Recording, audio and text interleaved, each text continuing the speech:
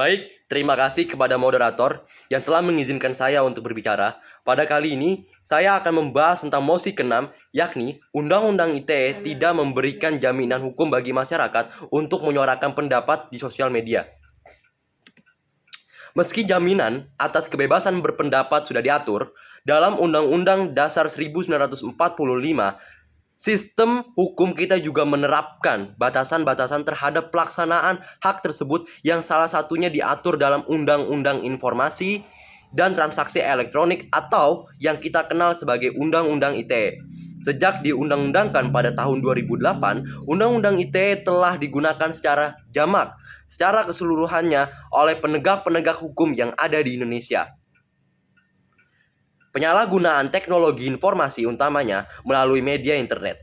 Di antara beberapa pasal yang mengatur mengenai tindak pidana di bidang teknologi informasi dan transaksi elektronik, Undang-Undang ITE mengatur mengenai pemindahan terhadap aktivitas berpendapat di internet.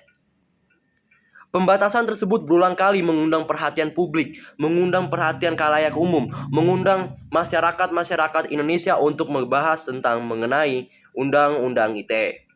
Selain karena sering melibatkan figur-figur publik atau figur-figur masyarakat yang ada di dalamnya, juga karena dianggap secara berlebihan mengekang publik dalam berpendapat. Belakangan, polemik ini muncul kembali.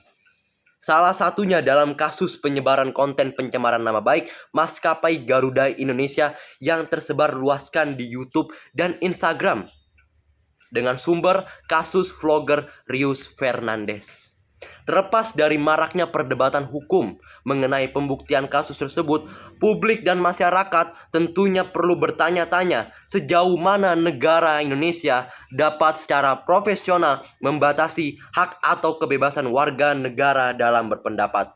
Mengingat Indonesia secara umum telah mendeklarasikan sebagai negara demokrasi semenjak kejatuhannya Presiden Republik Kedua Soeharto dan digantikannya dengan Profesor Baharudin Yusuf Habibie. Tentunya pada kasus Rius, video dan pernyataan yang dibuat merupakan suatu hal yang jamak, suatu hal yang harus kita perlihatkan baik-baik oleh para pembuat konten di sosial media. Di mana Rius mengkritik pelayanan yang diterimanya sebagai konsumen Garuda Indonesia. Namun hal itu justru membuat tersangkut kasus pidana karena dianggap telah melakukan pencemaran nama baik atas nama Garuda Indonesia.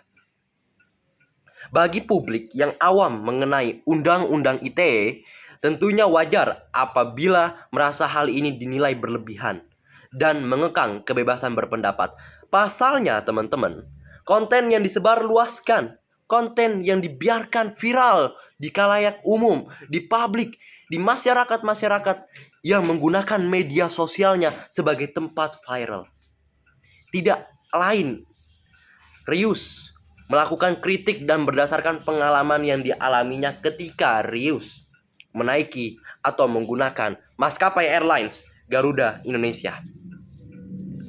Di sisi lain, hakim dan aparat penegak hukum terikat dengan ketentuan pidana yang tidak memungkinkan untuk mempertimbangkan konten pernyataan seorang secara objektif.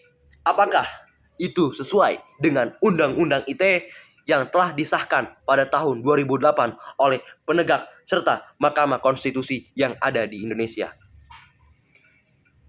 Pengaturan mengenai pencemaran nama baik tentunya dalam Undang-Undang ITE memungkinkan pemindanaan harga diri orang atau pihak lain. Dalam hal ini, perbuatan mencemarkan nama baik berbeda dengan perbuatan fitnah atau menyebarkan berita bohong yang penilaian kontennya tidak bergantung pada satu pihak saja, melainkan pada benar atau tidaknya konten yang disajikan di media sosial. Tentunya, serta padahal kritik tidak diubahnya pendapat seseorang berupa ketidaksetujuan yang disampaikan dalam konteks menanggapi suatu hak atau peristiwa. Secara konten, pendapat tidak bisa dinilai kebenarannya karena berkaitan dengan apa yang diyakini oleh seseorang kritikus. Ketika seorang kritikus menyampaikan pendapatnya, tentunya kritik yang disampaikan sudah tentu pernah dialami oleh seorang kritikus. Bukan lain dan bukan tidak bukan. berita bohong atau hoax tentunya berbeda.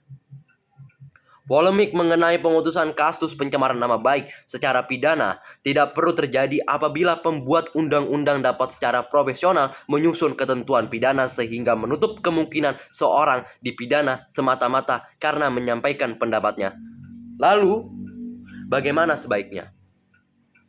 Idealnya, tentunya negara harus cukup mengatur mengenai bagaimana cara menyampaikan pendapat dan tidak membatasi konten atau isi pendapat yang disampaikan oleh seorang kritikus. Yang dimaksud dengan cara adalah berkaitan dengan kapan. Kapan seseorang akan mengkritisi sebuah kejadian, sebuah hal atau peristiwa. Apakah